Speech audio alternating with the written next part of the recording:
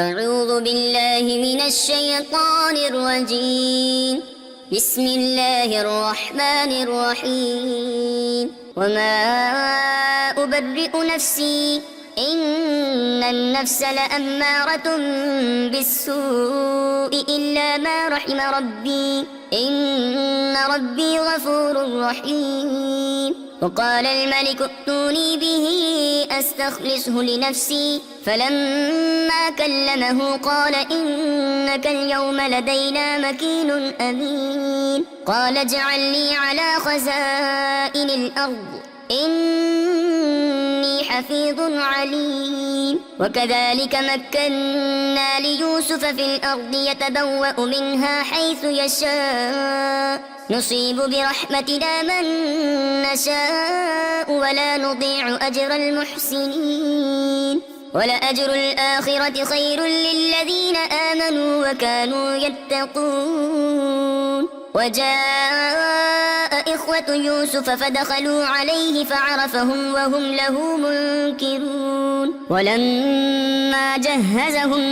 بجهازهم قال ائتوني بأخ لكم من أبيكم ألا ترون أني أوفي الكيل وأنا خير المنزلين. فإن لم تأتوني به فلا كيل لكم عندي ولا تقربون. قالوا سنراود عنه أباه وإنا لفاعلون. وقال لفتيانه اجعلوا بضاعتهم في رحالهم لعلهم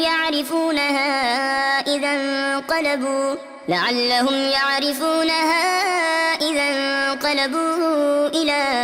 أهلهم لعلهم يرجعون. فلما رجعوا إلى أبيهم قالوا يا أبانا منع منا الكيل فأرسل معنا أخانا نكتل وإنا له لحافظون. قال هل آمنكم عليه إلا كما أمنتكم على أخيه من قبل فالله خير حافظا وهو أرحم الراحمين. ولما فتحوا متاعهم وجدوا بضاعتهم ردت إليهم قالوا يا أبانا ما نبغي هذه بضاعتنا ردت إلينا ونمير أهلنا ونحفظ أخانا ونزداد كيل بعير ذلك كيل يسير. قال لن أرسله معكم حتى تؤتون موثقا من الله لتأتونني به إلا أن يحاط بكم. فلما آتوه موثقهم قال الله على ما نقول وكيل. وقال يا بني لا تدخلوا من باب واحد وادخلوا من أبواب متفرقة وما أغني عنكم من الله من شيء إن الحكم إلا لله عليه توكلت وعليه فليتوكل المتوكلون. ولما دخلوا من حيث أمرهم أبوهم ما كان يغني عنهم من الله من شيء إلا حاجة في نفس يعقوب قضاها وإنه لذو علم لما علمناه ولكن أكثر الناس لا يعلمون. ولما دخلوا على يوسف آوى إليه أخاه قال إني أنا أخوك فلا تبتئس بما كانوا يعملون. فلما جهزهم بجهازهم جعل السقاية في رحل أخيه ثم أذن مؤذن أيتها العير إنكم لسارقون. قالوا وأقبلوا عليهم ماذا تفقدون. قالوا نفقد صواع الملك ولمن جاء به حمل بعير وأنا به زعيم. قالوا تالله لقد علمتم ما جئنا لنفسد في الأرض وما كنا سارقين. قالوا فما جزاؤه إن كنتم كاذبين. قالوا جزاؤه في رحله فهو جزاؤه كذلك نجزي الظالمين فبدأ بأوعيتهم قبل وعاء أخيه ثم استخرجها من وعاء أخيه كذلك كدنا ليوسف ما كان ليأخذ أخاه في دين الملك إلا أن يشاء الله نرفع درجات من نشاء وفوق كل ذي علم عليم قالوا إن يسرق فقد سرق أخ له من قبل فأسرها يوسف في نفسه ولم يبدها لهم قال أنتم شر مكانا والله أعلم بما تصفون قالوا يا أيها العزيز إن له أبا شيخا كبيرا فخذ أحدنا مكانه إنا نراك من المحسنين قال معاذ الله أن نأخذ إلا من وجدنا متاعنا عنده إنا إذا لظالمون فلما استيئسوا منه خلصوا نجيا قال كبيرهم ألم تعلموا أن أباكم قد أخذ عليكم موثقا من الله ومن قبل ما فرطتم في يوسف فلن أبرح الأرض حتى يأذن لي أبي أو يحكم الله لي وهو خير الحاكمين ارجعوا إلى أبيكم فقولوا يا أبانا إن ابنك سرق وما شهدنا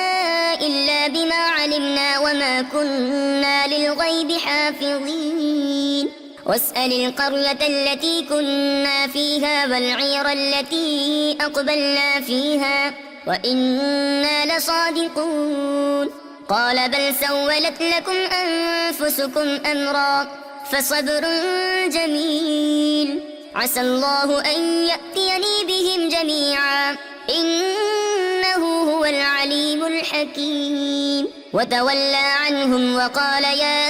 أسفا على يوسف وابيضت عيناه من الحزن فهو كظيم قالوا تالله تفتأ تذكر يوسف حتى تكون حردا أو تكون من الهالكين قال إنما أشكو بثي وحزني إلى الله وأعلم من الله ما لا تعلمون يا بني يذهبوا فتحسسوا من يوسف وأخيه ولا تيأسوا من روح الله إنه لا ييأس من روح الله إلا القوم الكافرون فلما دخلوا عليه قالوا يا أيها العزيز مسنا وأهلنا الضر وجئنا ببضاعة مزجاة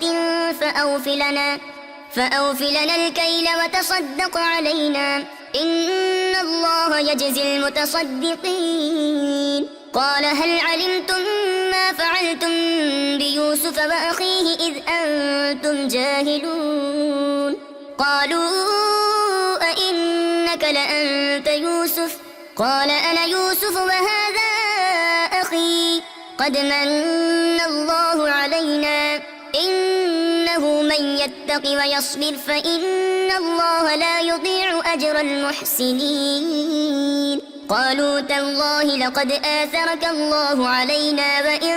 كنا لخاطئين قال لا تثريب عليكم اليوم يغفر الله لكم وهو أرحم الراحمين اذهبوا بقميصي هذا فألقوه على وجه أبي يأت بصيرا وأتوني بأهلكم أجمعين ولما فصلت العير قال أبوهم إني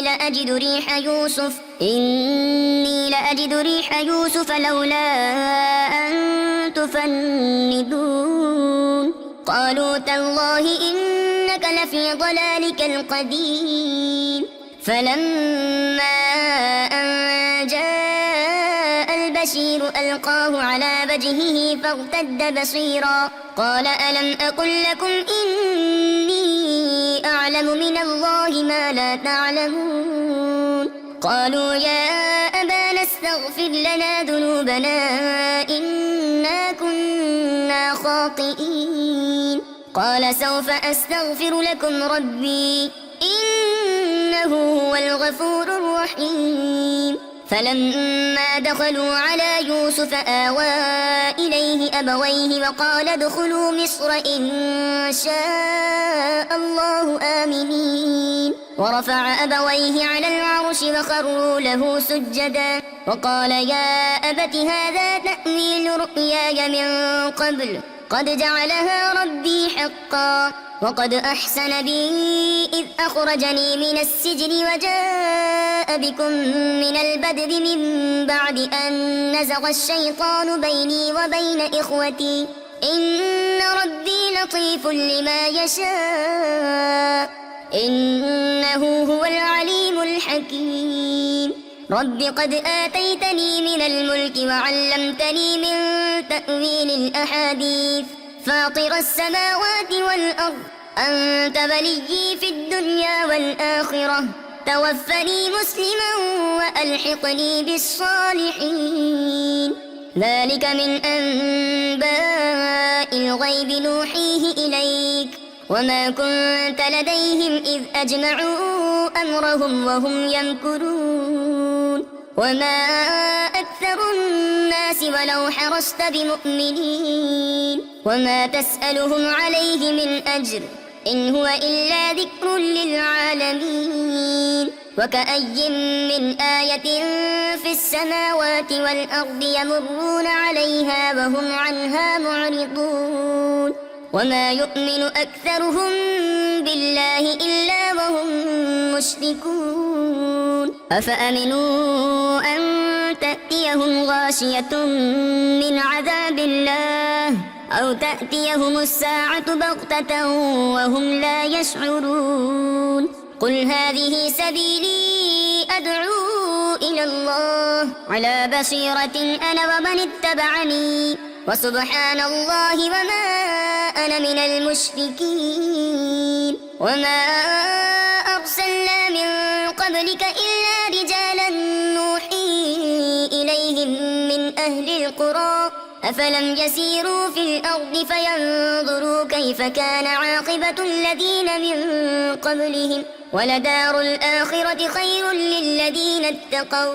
أفلا تعقلون. حتى إذا استيأس الرسل وظنوا أنهم قد كذبوا جاءهم نصرنا فنجي من نشاء ولا يرد بأسنا عن القوم المجرمين. لقد كان في قصصهم عبرة لأولي الألباب ما كان حديثا يفترى ولكن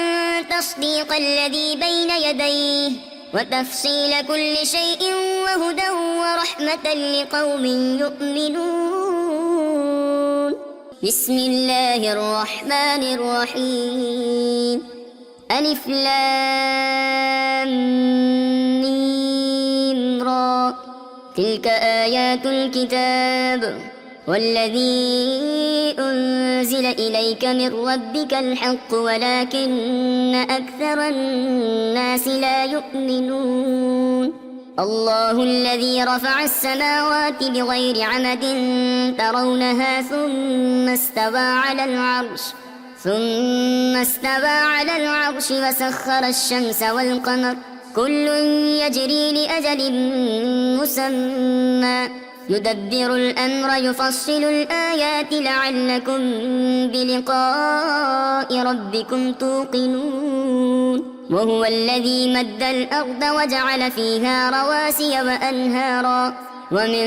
كل الثمرات جعل فيها زوجين اثنين يغشي الليل النهار إن في ذلك لآيات لقوم يتفكرون. وفي الأرض قطع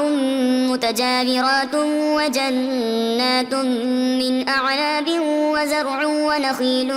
صنوان وغير صنوان يسقى بماء واحد ونفضل بعدها على بعض في الأكل إن في ذلك لآيات لقوم يعقلون وإن تعجب فعجب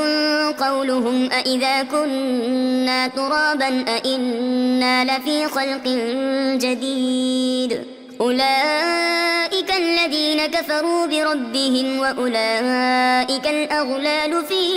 أعناقهم وأولئك أصحاب النار هم فيها خالدون ويستعجلونك بالسيئة قبل الحسنة وقد خلت من قبلهم المثلات وإن ربك لذو مغفرة للناس على ظلمهم وإن ربك لشديد العقاب ويقول الذين كفروا لولا أنزل عليه آية من ربه إنما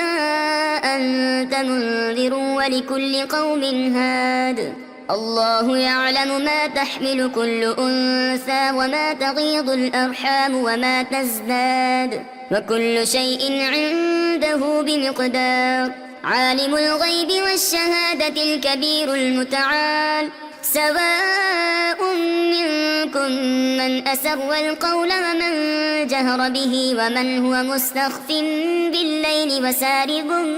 بالنهار له معقبات من بين يديه ومن خلفه يحفظونه من أمر الله إن الله لا يغير ما بقوم حتى يغيروا ما بأنفسهم وإذا أراد الله بقوم سوءا فلا مرد له وما لهم من دونه من وال هو الذي يريكم البرق خوفا وطمعا وينشئ السحاب الثقال ويسبح الرعد بحمده والملائكة من خيفته ويرسل الصواعق فيصيب بها من يشاء وهم يجادلون في الله وهو شديد المحال له دعوة الحق والذين يدعون من دونه لا يستجيبون لهم بشيء إلا كباسط كفيه إلى الماء ليبلغ فاه وما هو ببالغه وما دعاء الكافرين إلا في ضلال ولله يسجد من في السماوات والأرض طوعا وكرها وظلالهم بالغدو والآصال قل من رب السماوات والأرض قل الله قل أفاتخذتم من دونه أولياء لا يملكون لأنفسهم نفعا ولا ضرا قل هل يستوي الأعمى والبصير أم هل تستوي الظلمات والنور أم جعلوا لله شركاء خلقوا كخلقه فتشابه الخلق عليهم قل الله خالق كل شيء وهو الواحد القهار أنزل من السماء ماء فسالت أودية بقدرها فاحتمل السيل زبدا رابيا ومما يوقدون عليه في النار ابتغاء حلية أو متاع زبد مثله كذلك يضرب الله الحق والباطل فأما الزبد فيذهب جفاء وأما ما ينفع الناس فيمكث في الأرض كذلك يضرب الله الأمثال للذين استجابوا لربهم الحسنى والذين لم يستجيبوا له لو أن لهم ما في الأرض جميعا ومثله معه لافتدوا به أولئك لهم سوء الحساب ومأواهم جهنم وبئس المهاد أفمن يعلم أنما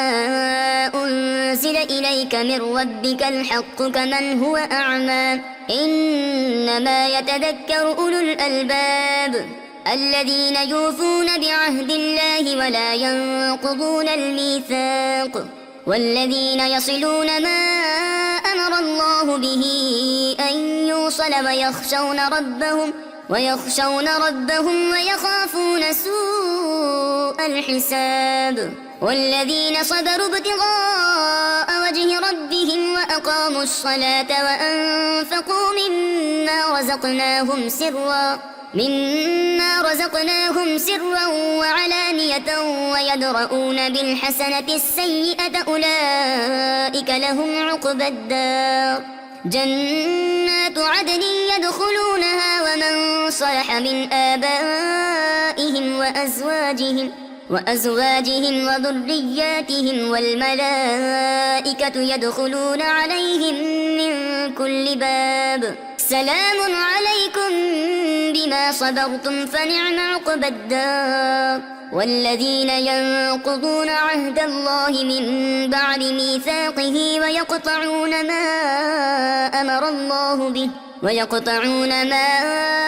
أمر الله به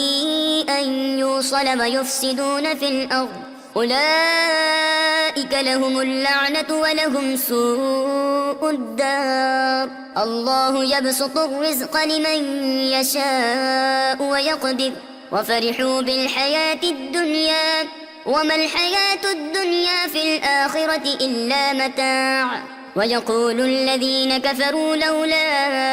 أنزل عليه آية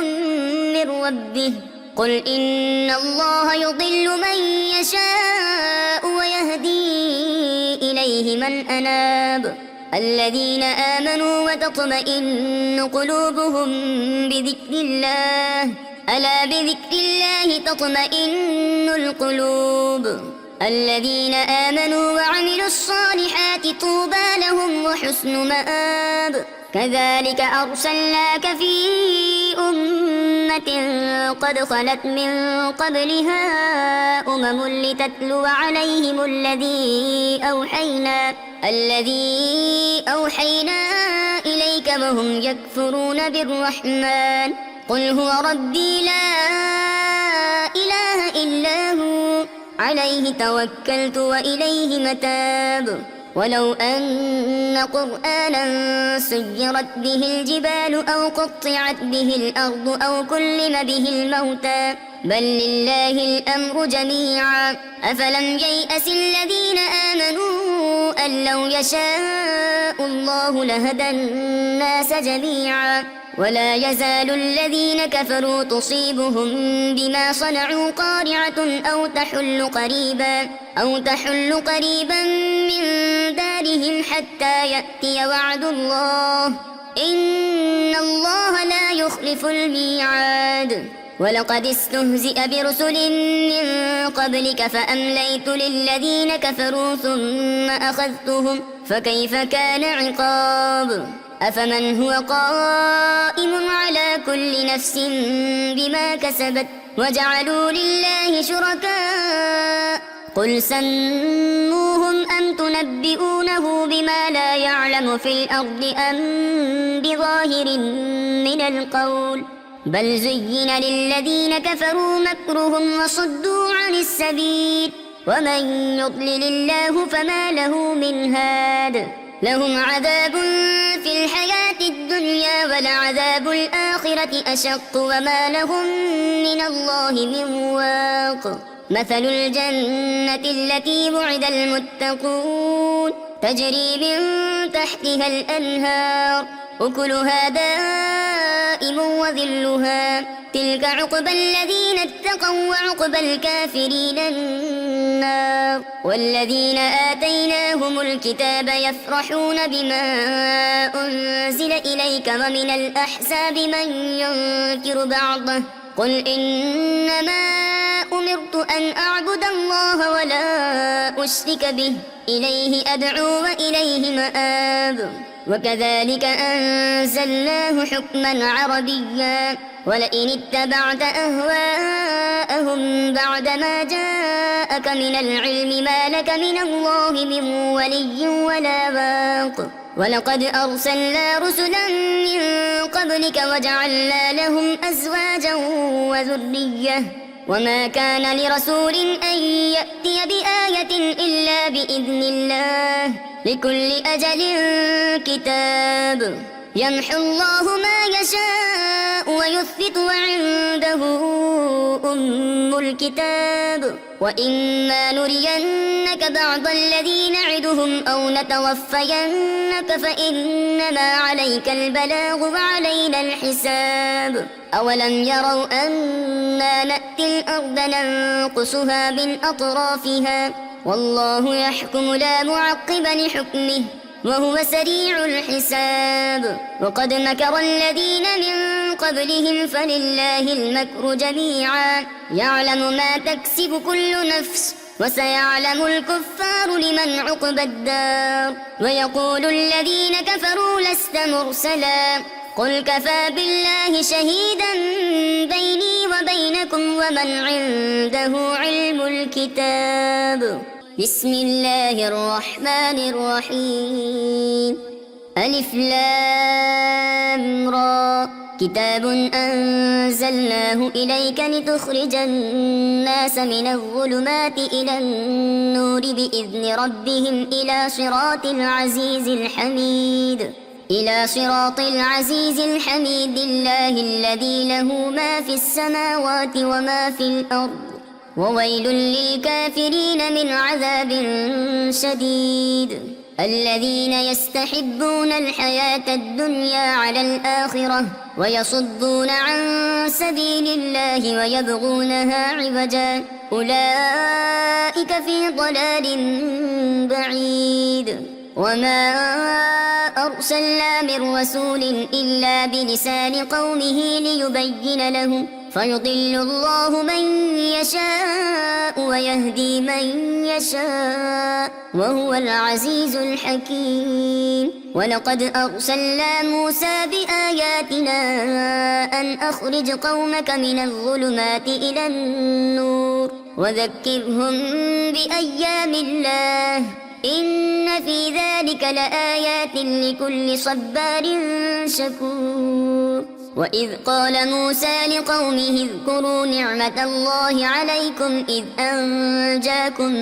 من آل فرعون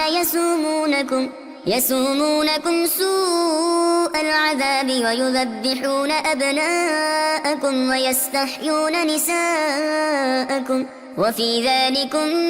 بلاء من ربكم عظيم. وإذ تأذن ربكم لئن شكرتم لأزيدنكم ولئن كفرتم إن عذابي لشديد. وقال موسى إن تكفروا أنتم ومن في الأرض جميعا فإن الله لغني حميد. ألم يأتكم نبأ الذين من قبلكم قوم نوح وعاد وثمود والذين من بعدهم لا يعلمهم إلا الله جاءتهم رسلهم بالبينات فردوا أيديهم في أفواههم وقالوا إنا كفرنا بما أرسلتم به وإنا لفي شك مما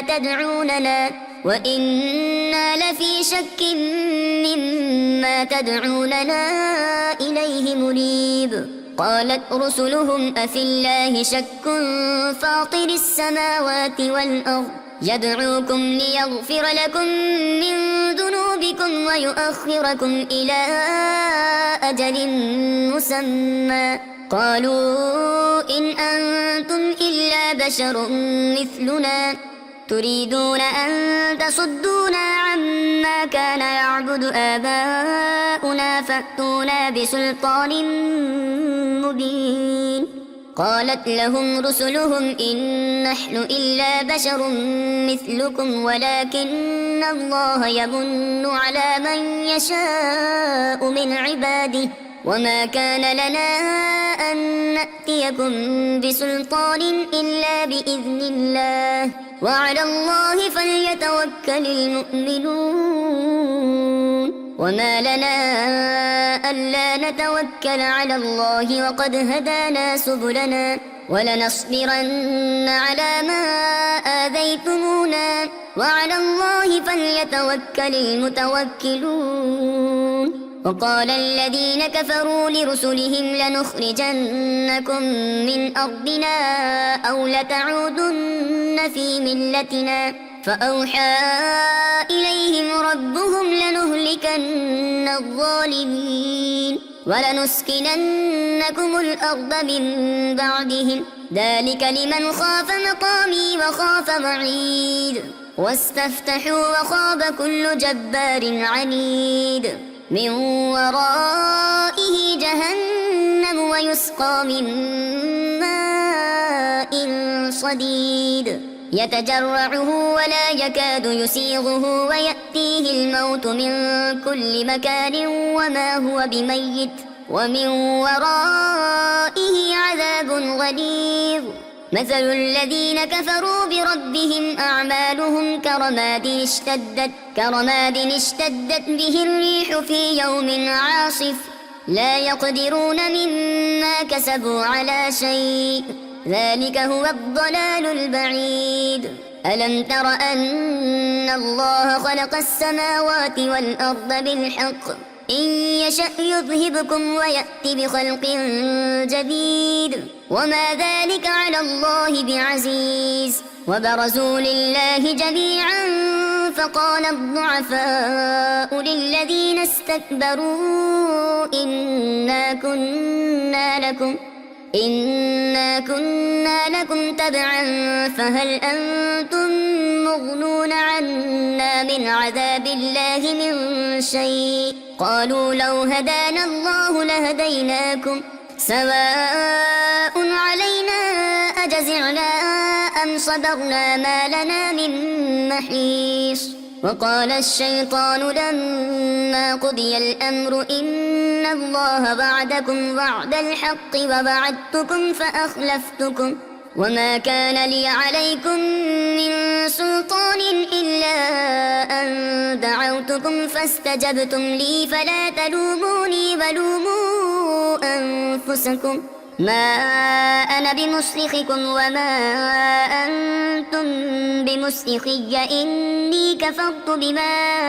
أشركتمون من قبل إن الظالمين لهم عذاب أليم وأدخل الذين آمنوا وعملوا الصالحات جنات